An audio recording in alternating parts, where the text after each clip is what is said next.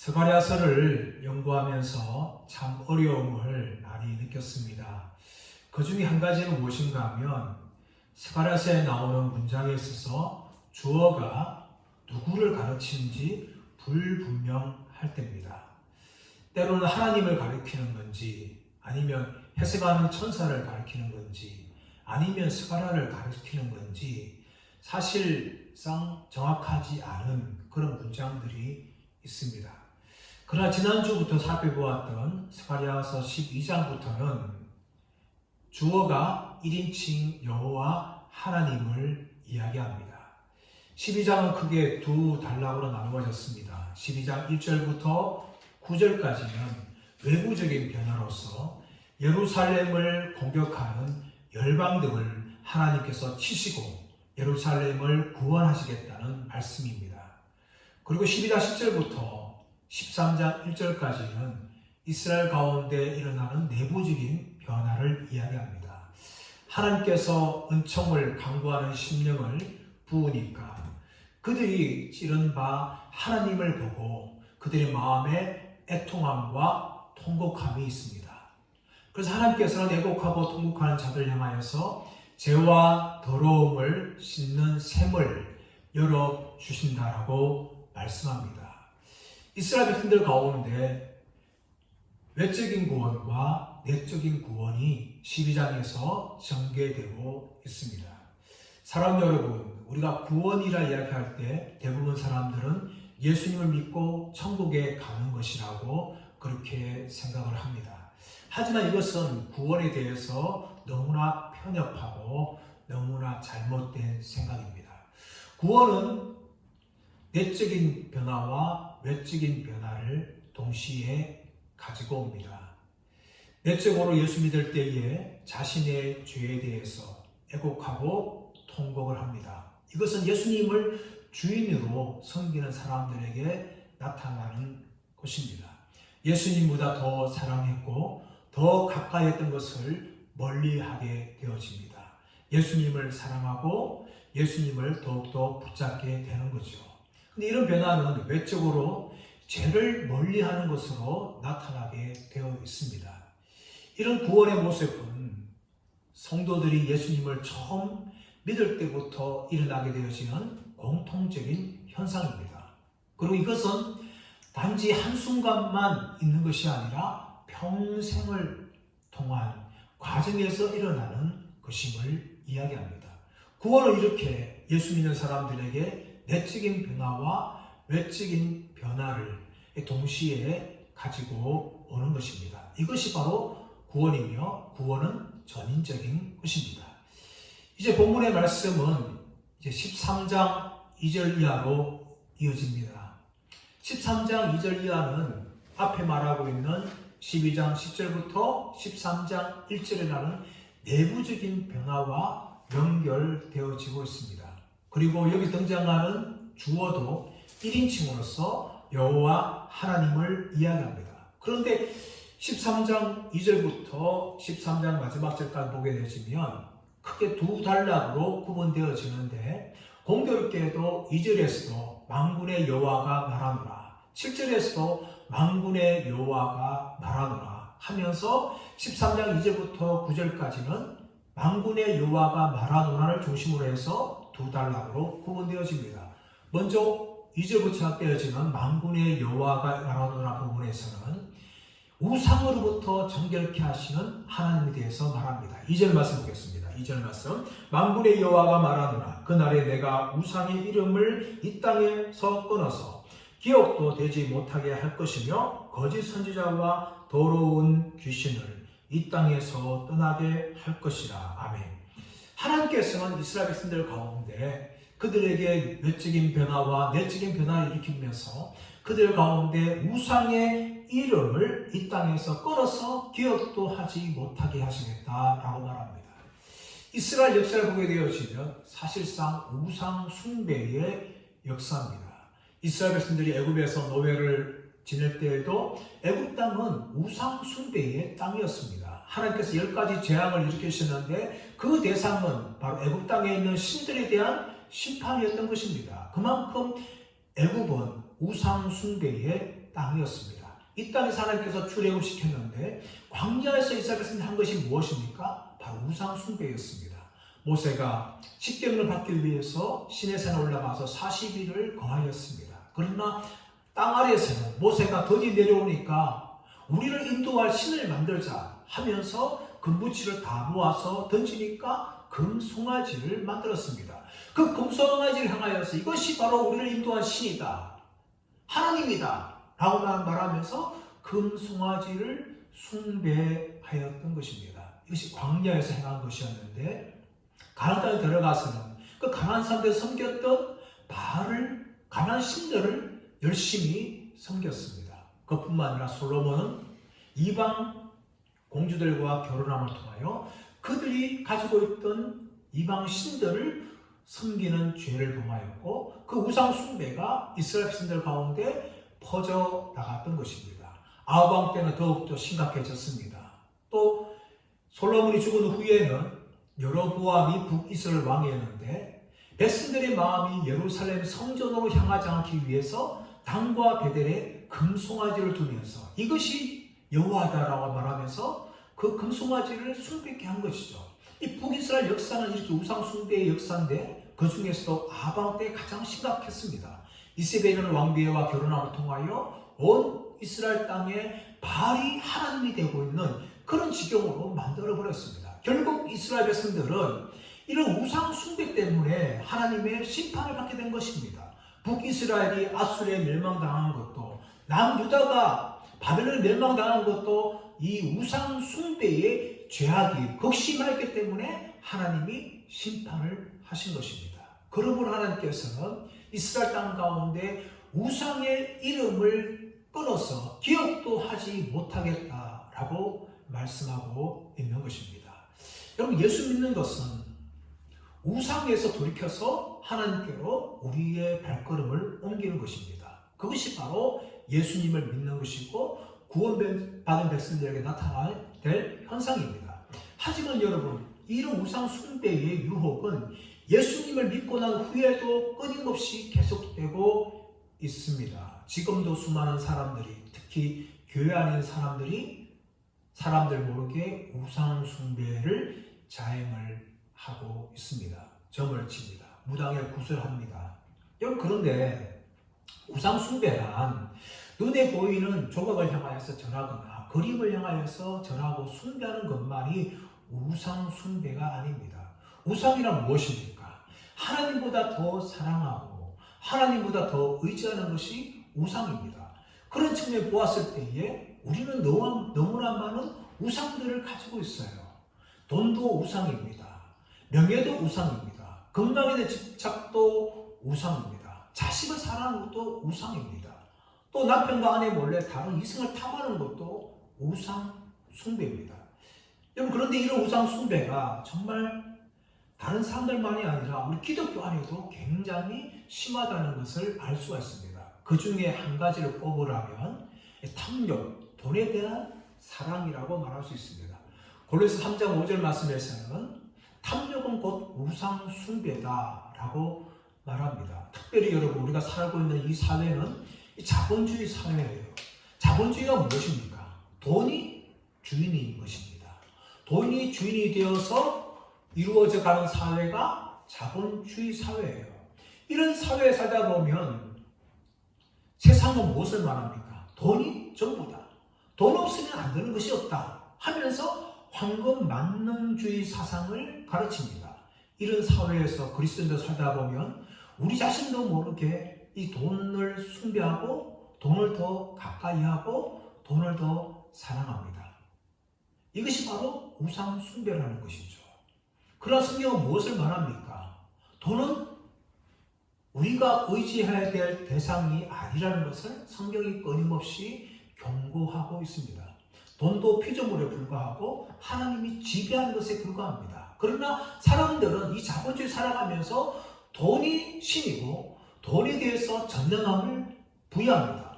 돈이면 안 될 것이 없다 하면서 돈을 섬기고 있는 것이죠. 이것은 하나님을 굉장히 슬프게 하는 것이고 하나님이 참 신이라는 것을 거부하고 있는 모습입니다. 이런 우상 숭배에서 하나님께서는 우리가 하나님께만 전심으로 돌아오기를 원한다는 것이죠. 히브리서 13장 5절 말씀에 무슨 말합니까? 돈을 사랑하지 말고 있는 바를 족한 줄 알라. 내가 너희를 떠나지 않겠다. 라고 하나님이 그렇게 말씀하고 있는 것입니다. 사랑하는 여러분, 우리가 돈을 더 사랑하고 돈을 더 의지하는 것이 아니라 하나님만을 전심으로 의지하고 사랑하는 분들 되시기를 예수님의 이름으로 축원합니다. 우상에서 돌이키기를 축복합니다. 모든 우상들을 사랑하는 것이 아니라 하나님을 전심으로 사랑하시는 저와 여러분 되시기를 간절히 바랍니다. 그뿐만 아니라 말씀 보시면 거짓 선지의 이야기하고 있죠. 2절 말씀 보시면 거짓 선지자와, 사실 히브리 성경에서는 거짓 선지자라고 말하는 것이 아니라 그냥 선지자라고 이야기하는데 우리 한글 성경에서는 거짓 선지자라고 명확하게 번역을 하였습니다. 어쩌면 이 번역은 올바른 번역이죠. 하나님께서 시작해서 무엇입니까? 거짓 선지자였어요. 이런 거짓 선지자들은 이스라엘 역사에 끊임없이 등장하였습니다. 유다 말기 때에 또 있었죠. 하나님이 예레미야를 통하여서 유다 백성들을 향하여서 바벨론에게 항복을 하라, 그렇게 하나님께서 말씀하였습니다. 그러나 이것은 유다 백성들이 기뻐하는 것이 아니었어요. 그들이 원하는 것은 무엇입니까? 하나님이 예루살렘 성을 지켜주시고 바벨론부터 보호해 주시고 그들 가운데 평안을 허락해 주시는 것을 간절히 원하였어요. 그래서 이런 바람에 부응하는 선지자들이 있었습니다. 그런데 이런 사람들은 모두가 다 거짓 선지자였어요. 그들은 유다 백성들을 향하여서 하나님 너를 지켜주신다, 하나님 평안이라고 말씀하셨다 라고 그렇게 말하였습니다. 하지만 하나님께서는 예레미야를 통하여서 바벨론의 심판을 이야기하셨는데 유다 백성들은 예레미야 말을 거부하고 거짓 선지자들의 말을 듣기를 원했다는 것이죠. 이런 거짓 선지자들의 특징이 두 가지입니다. 예레미야 14장 14절 말씀 나보시면 첫 번째는 무엇인가 하면 하나님이 그들을 보내시지 않았다는 겁니다. 하나님이 그들을 보내지 않았어요. 그러므로 거짓 선지자죠. 두 번째는 무엇입니까? 거짓 계시를 하고 자기 마음대로 예언을 하는 거죠. 하나님 보내지 않았으니까 하나님의 말을 하는 것이 아니라 사람들이 듣기를 원하는 그런 하나님의 말씀을 전하는 자들입니다.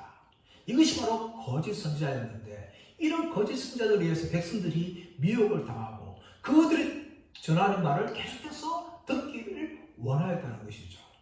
세 번째가 무엇인가 하면 더러운 귀신입니다. 더러운 귀신. 이 더러운 귀신이라는 표현이 구약 성경에는 유일하게 오늘 스가랴서 13장 2절 말씀에만 등장을 합니다. 그러나 신약 성경 가보시면 복음서 보게 되어지면 예수님이 귀신을 향하여서 무엇이라 말합니까? 더러운 귀신아 라고 이야기합니다. 이것이 귀신의 실체예요. 귀신은 어떤 존재입니까? 더러운 영입니다. 그들은 사람들을 미혹하고 사람들을 하여금 끊임없이 죄를 짓게 하는 존재들이기 때문에 그들은 깨끗한 영이 아니라 더러운 영들이에요. 그러므로 예수님께서는 그 귀신들을 향하여서 더러운 귀신아 라고 말하면서 사람들 잡고 있을 때 그대는 나오라 라고 예수님께서 명령을 하신 것이죠. 오늘 2절 말씀 보면 바로 하나님께서 우상도 기억하지 못하게 하고 거짓 선지자와 더러운 귀신을 이 땅에서 떠나게 할 것이다 라고 성경은 말씀하고 있는 겁니다. 우상으로부터 정결케 하고 거짓 선지자와 더러운 귀신부터 정결케 하시겠다라고 하나님이 말씀합니다. 3절 말씀 보시면 사람이 아직도 예언할 것 같으면 그 다음 부모가 그에게 이르기를 네가 여호와 이름을 빙자하여 거짓말을 하니 살지 못하리라 하고 낳은 부모가 그가 예언할 때에 칼로 그를 찌르리라. 여러분 좀 심각한 본문을 접합니다. 우리가 이해할 수 없는 본문이죠. 그 아들이 예언을 하는데 그 예언이 뭡니까? 거짓 예언이에요. 하나님의 말씀을 전하는 것이 아니라 자기 마음대로 사람들 듣기 원하는 이 거짓 예언을 하면서 그가 무엇합니까? 여호와의 이름을 빙자하여서 여호와의 이름을 망령되이 행하는 그런 죄를 범할 때에 부모가 그 거짓 예언하는 자식을 향하여 칼로 찌를 것이다 라고 이야기합니다. 여러분 이것은 극단적인 기독교나 유대교나 또 이슬람주의자들이 행하는 명예살인을 하라라는 그런 본문이 아닙니다. 이 본문은 무엇인가 하면 첫 번째는 무엇인가 하면 아무리 가까운 부모랄지라도 자식이 우상 숭배하는 것을 그냥 보고만 있지 말라 라고 이야기하는 겁니다. 더 나아가서 무엇인가 하면 자식에 대한 우상 숭배에 대해서 부모가 책임감을 져야 된다. 이것을 말하는 거죠. 신명기 21장 18절 21절 말씀 보시면 완악하고 패역한 자식이 있어요. 그 자식을 향하여서 부모가 징계를 하라는 겁니다. 그러나 징계를 하여도 그 자식이 말 듣지 않으면 백성들의 장로들에게 가서 그 죄를 이야기하고 온 백성들을 하여금 그 완악하고 패역한 자식을 돌로 쳐 죽여라. 그렇게 성경이 말합니다. 왜 이렇게 심각한 말씀을 하는 겁니까? 이 자식의 죄에 대해서는 부모도 책임을 져야 되고 또 동일하게 온 공동체가 그 사람에 대해서 죄에 대해서 책임을 져야 한다는 것을 엄격하게 말하고 있는 겁니다. 오늘 본문의 말씀도 마찬가지예요. 거짓 예언하고 있는 자식을 칼로 죽일 만큼 그 부모가 죄를 끊어야 되고 그 자식의 죄에 대해서 우상 숭배에 대해서 책임을 져야 된다 하는 것을 심각하게 말씀하고 있는 겁니다. 이런 측면을 봤을 때 우리도 부모로서 두려운 점을 가지고 있습니다. 우리가 낳은 자식들의 구원은 개인 구원입니다. 하나님께서 그들을 선택하셔야 되고 그들을 구원하셔야 돼요. 사실 구원에 있어서는 우리가 할 수 있는 일이 사실 거의 없습니다. 하지만 부모는 자식들의 구원과 신앙에 대해서 책임이 있습니다. 단지 유아세를 주는 것, 단지 교회에 데려가는 것만이 아니라 정말 그 자식이 예수 믿고 거듭나도록 간절하게 기도하셔야 돼요. 그리고 신앙으로 가르쳐야 됩니다. 그를 위해서 해산 수고를 감당해야 돼요. 그냥 자식을 부모한테 선물로 준 것이 아니라 그 선물을 귀하게 여기고 그들도 동일하게 부모와 같은 믿음의 유산을 이어갈 수 있도록 해산한 수고를 감당할 책임이 바로 부모에게 있다는 거예요. 그만큼 여러분 우리에게 주신 자식은요, 우리가 신앙적으로 책임져야 될 존재라는 것을 알 수가 있는 겁니다. 그냥 단순하게 개인 구원이지 라고만 넘어가서는 안 될 정도로 신앙 있는 부모들의 책임이 아주 크다는 것을 성경이 말씀하고 있는 겁니다. 4절 말씀 보시면 그날에 선지자들이 예언할 때에 그 환상을 각기 부끄러워할 것이며 사람을 속이려고 털업도 잊지 아니할 것이다 라고 말합니다. 하나님이 우상을 몰아내는데 이 거짓 선지자들이 예언할 때에 자신들이 말했던 그 환상에 대해서 부끄럽게 생각한다는 거예요. 그것이 진실한 환상이 아니기 때문에, 하나님의 말씀이 아니기 때문에 자기 마음대로 또 백성들이 원하는 것을 듣기를 원하는 그런 환상을 전했기 때문에 자신이 한 거짓 예언에 대해서 부끄럽게 여기게 된다는 것이고 털옷을 잊지 않는다라고 이야기합니다. 이 털옷은 선지자들이 참 선지자임을 자신을 드러내기 위해서 입는 옷입니다. 엘리야 같은 털이 많았고 또 세례 요한도 낙타 털옷을 입었어요. 그리고 선지자들이 자신이 참 선지자임을 말하기 위해서 털옷을 입었는데 이 가짜 선지자들이 더 이상 그 털옷을 잊지 않게 된다라고 말하고 있는 것입니다. 5절 말씀에는 말하기를 나는 선지자가 아니요 나는 농부라 내가 어려서부터 사람의 종이 되었노라 할 것이요. 하나님 우상을 몰아낼 때 거짓 선지자들은 이제 자신의 실체를 드러냅니다. 털옷만 입지 않을 뿐만 아니라 나는 선지자가 아니다. 나는 단지 농부에 불과하다 라고 이야기합니다. 12선지자 보게 되어지면 아모스가 농부였어요. 뽕나무를 재배한 농부였는데 농부로서 부름받아서 선지자가 되었는데 오늘 5절에서는 이 가짜 선지자들이 자신들의 선지자가 아님을 말하면서 자신들의 원래 직업으로 다시금 돌아가는 것을 이야기합니다. 6절 말씀에서는 어떤 사람이 그에게 묻기를 내 두 팔 사이에 있는 상처는 어찌 됨이냐 하면 대답하기를 이는 나의 친구의 집에서 받은 상처라 하리라. 여러분 이 거짓 선지자들이 예언을 할 때에 신의 계시를 받을 때에 그들이 하는 뭔가 하면 자신 몸에 상처를 내는 거예요. 열왕기상 18절 말씀 가보시면 엘리야가 갈멜산에서 바알 선지자들과 대결하지 않습니까? 먼저 바알 선지자들이 자신이 섬기는 바알을 향하여서 간절하게 기도합니다. 바알이여 하늘에서 불을 내려주소서. 그렇게 다 5절부터 하는데 5까지 되도록 바알이 응답이 없는 거예요. 그래서 어떻게 합니까? 칼과 창으로 자신들의 몸에 상처를 냅니다. 피를 냅니다. 그러면서 바알에게 자신들의 이 소원을 간절하게 아뢰는 내용이 나오고 있는 거죠. 이처럼 거짓 선자들이 신탁을 받기 위해서 자신의 몸에 상처를 낸 그 상처를 향하여서 이 상처가 뭐냐라고 물을 때에 그들이 자신의 과거를 숨기면서 단지 친구의 집에서 받은 상처다라고 말하면서 자신들의 이 거짓된 선지자의 모든 것을 내려놓고 거짓된 선지자의 모든 행동들을 다 멈추게 된다라고 하나님이 말씀합니다. 그러므로 이스라엘 백성들 전체가 온갖 우상 숭배를 하는 행동에서 전적으로 하나님께 돌이키는 이런 정결케 되는 일을 하나님이 하시겠다라고 말씀을 합니다. 이어지는 7절부터 9절까지 보면 또 만군의 여호와가 말하노라 라고 말하는데 이 본문에서는 연단과 시험을 통하여 백성들을 정결케 하시는 하나님에 대해서 말씀합니다. 7절 말씀 보시면 만군의 여호와가 말하노라 가라 깨어서 내 목자 내 짝된 자를 치라 목자를 치면 양이 흩어지려니와 작은 자들 위에는 내가 내 손을 들이우리라 라고 이야기합니다. 만군의 여호와가 말하면서 앞에 말하고 있는 2절부터 6절까지 내용과 또 다른 내용이 전개되어집니다. 7절에서는 하나님께서 칼을 향하여 들어서 내 목자 내 짝든 자를 치라 라고 말씀하시는 내용이 나옵니다. 그렇다면 이 목자들이 누군가에 대해서 해석을 해야 되는데 학자들은 크게 두 가지의 견해로 나누어집니다. 이 목자들은 악한 지도자들이다. 그리고 페르시아 왕같이 이스라엘 백성들을 괴롭히는 열방의 왕들이다. 그렇게 해석하는 학자들이 있습니다. 그의 반면에 또 다른 부류는 이 목자들은 하나님께서 세우신 선한 지도자들이다.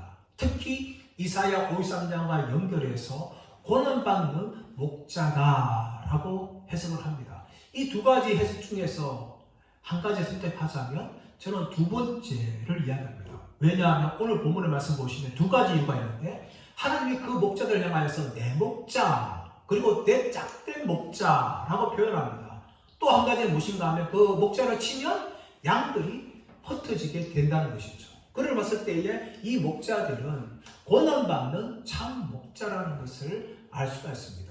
스가랴서에서 목자에 대해서 말하는 것은 두 가지 본문이 나오죠. 11장 말씀 가보시면 11장 4절에서 17절 말씀 보시면 양떼를 버린 목자들에게 화가 있다 라고 이야기하면서 특히 16장 17절에서는 칼로 그들을 심판하시겠다. 하나님이 그렇게 말씀하시는 내용이 나옵니다. 그런데 오늘 본문에서는 반대로 하나님이 목자를 치는데 양떼들이 흩어진다는 거예요.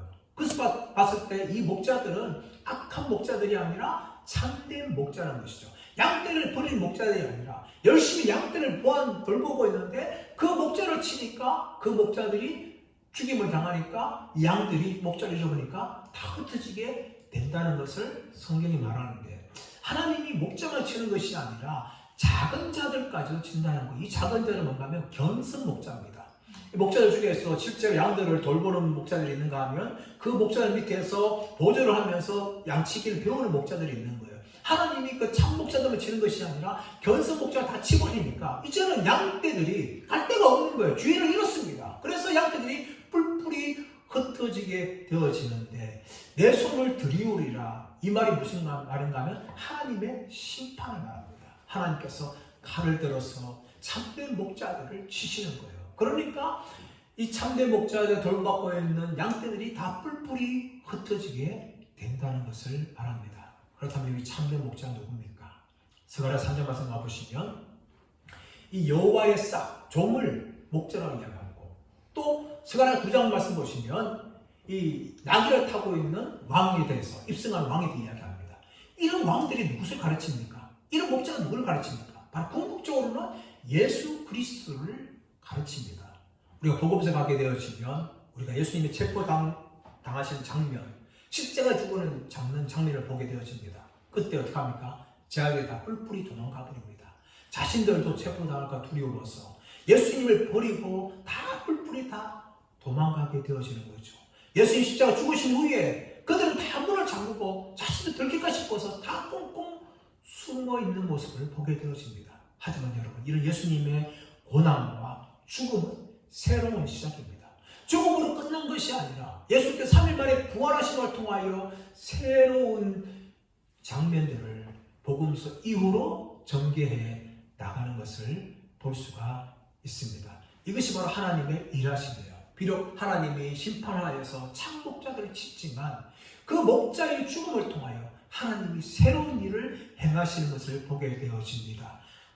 8절 말씀 보십시오. 여호와가 말하노라 이 온 땅에서 3분의 1은 멸망하고 3분의 1은 거기에 남으리니. 이제 목자를 치니까 양떼들에게 심판이 임하는 거 아닙니까? 이 양떼 중에서 3분의 2는 멸망을 당하지만 3분의 1은 거기 남는다. 하나님께서 남겨두신다는 거예요. 이 바벨론의 공격을 통하여서 수많은 예루살렘 백성들과 유다 백성들이 죽임을 당합니다. 하지만 하나님께서는 상당히 많은 사람들을 바벨론 포로로 잡혀가게 하시고 또 그들 중에서 돌아오게 하시는 것입니다. 그것이 바로 3분의 1에 해당하는 유다 백성들입니다. 하나님이 그런 백성들을 남겨두시는 것이죠. 성경을 보게 되어지면 하나님이 심판 중에서도 남은 자들을 세워주시는 것을 볼 수가 있습니다. 홍수를 통하여서 온 세상을 심판하셨지만 하나님은 노아와 그 가족들을 부르셔서 새로운 일을 하나님이 시작하십니다. 바벨 때 심판을 하셨지만 하나님께서는 아브라함을 부르셔서 새 일을 시작하십니다. 아왕 때에도 온 이스라엘이 다 바알을 섬기는 각성에 불구하고 하나님이 바알에 무릎 꿇지 않는 7,000명을 남겨두심을 통하여 하나님이 이스라엘 땅 가운데 새로운 일을 계속해서 진행해 나가십니다. 오늘 말씀은 마찬가지입니다. 비록 하나님이 심판하셨지만 심판 중에서도 하나님이 긍휼을 베푸셔서 이 3분의 1을 남겨두셨어요. 근데 이 남겨두신 자는 어떻게 합니까? 하나님이 연단하고 시험하십니다. 9절 말씀 보시면 내가 그 3분의 1을 불 가운데 던져 은같이 연단하며 금같이 시험할 것이라. 그들이 내 이름을 부르리니 내가 들을 것이며 나는 말하기를 이는 내 백성이라 할 것이요 그들은 말하기를 여호와는 내 하나님이시라 하리라. 여러분 이스라엘 백성들이 멸망당할 때 포로로 잡혀갑니다. 포로로 잡혀갈 때 결코 쉬운 길이 아닙니다. 여러분 고대 당시에 포로로 잡아갈 때에 여러분 그 모습이 여러분 처참합니다. 제가 오래전에 아프리카 베냉에 간 적이 있습니다. 그 아프리카 베냉에서 유럽 땅으로 노예들이 발령하는데 그 노예들이 어떻게 하면 쇠사슬로 그렇게 꽁꽁 묶여 끌려갑니다. 어떤 사람은 손에 박혀가지고 또 코에 깨가지고 그렇게 끌려가는 것이죠. 이것이 노예들의 모습이에요. 유다 백성도 마찬가지입니다. 바벨론 포로 잡혀갈 때 그냥 얌전하게 그렇게 잡혀가지 않습니다. 끌려가는 거죠. 온몸 꽁꽁 물리고 그렇게 끌려가는 시세로 바벨론 땅에 도착했는데 그 바벨론 땅에서 어떻게 합니까? 천대받는 거죠. 포로 잡혀가는 사람들 누가 한 대 줍니까? 물론 다니엘과 세 친구처럼 그 소수는 그런 경우가 있지만 대부분의 유다 백성들은 다 천대받고 고생하는 삶을 살게 되어지는 것이죠. 그런 연단과 시험이 있는 겁니다. 하나님께서는 우리를 때로는 연단과 이 시험 속에 두시는 것이죠.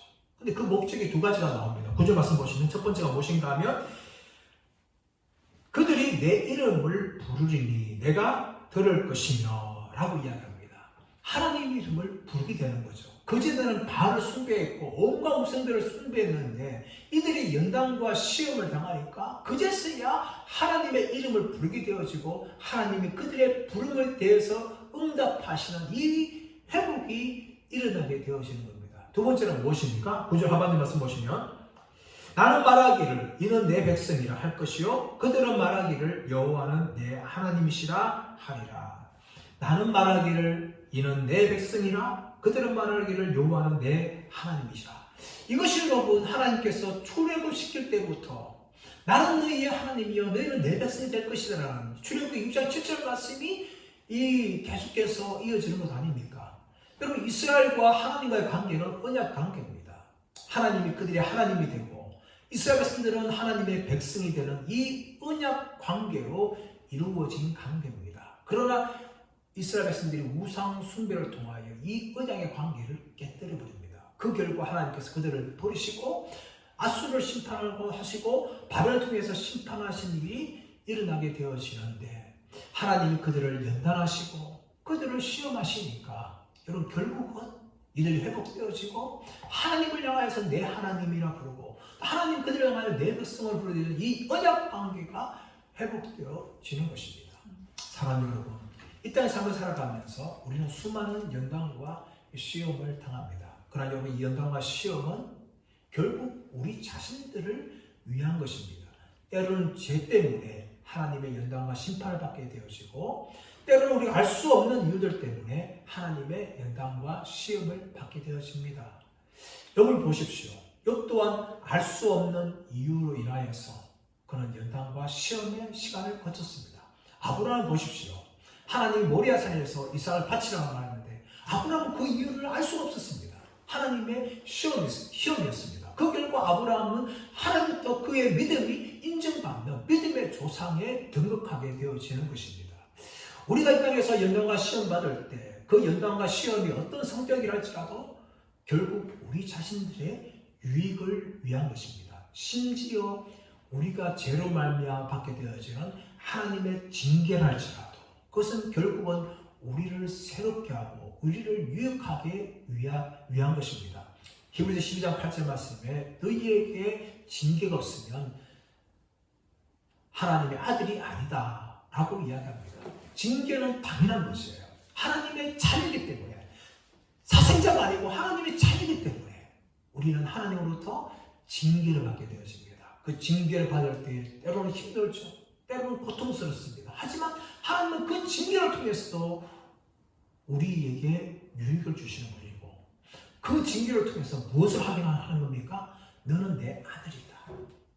징계가 없으면 사생자요, 참 아들이 아니다. 징계가 있기 때문에 우리가 하나님의 자녀라는 것을 확인하게 되어집니다. 그래서 우리는 혹시라도 죄를 말미암아 앓는 징계를 당한다 할지라도, 아니면 죄가 아니고 우리가 알 수 없는 이유들로 인해서 우리가 하나님의 연단과 시험을 받는다 할지라도 우리는 그 순간에 무엇을 잡아야 되는가 하면 하나님은 내 아버지고 나는 하나님의 자녀라는 것을 우리가 분명하게 붙잡아야 될 줄 믿습니다.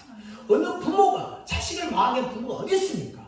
결국은 힘들게 하더라도 자식을 유익하게 하기 위함인 것입니다.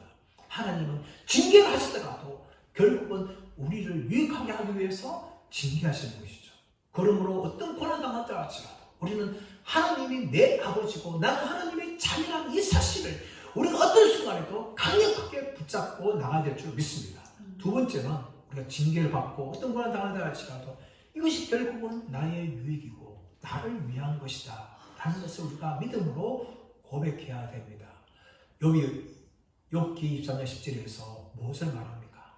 그러나 내가 가는 길을 오직 그가 나를 아시나니 내가 달려난 후에는 내가 순금같이 나오리라 라고 욥이 고백을 하였습니다. 이런 욥의 고백이 바로 저와 여러분의 고백이 되어야 될 줄 믿습니다. 우리가 고난당할 때에, 우리가 연단과 시험 받을 때에 우리는 그 연단과 시험의 목적에 대해서, 이유에 대해서 정확하게 알 수가 없을 때가 많습니다.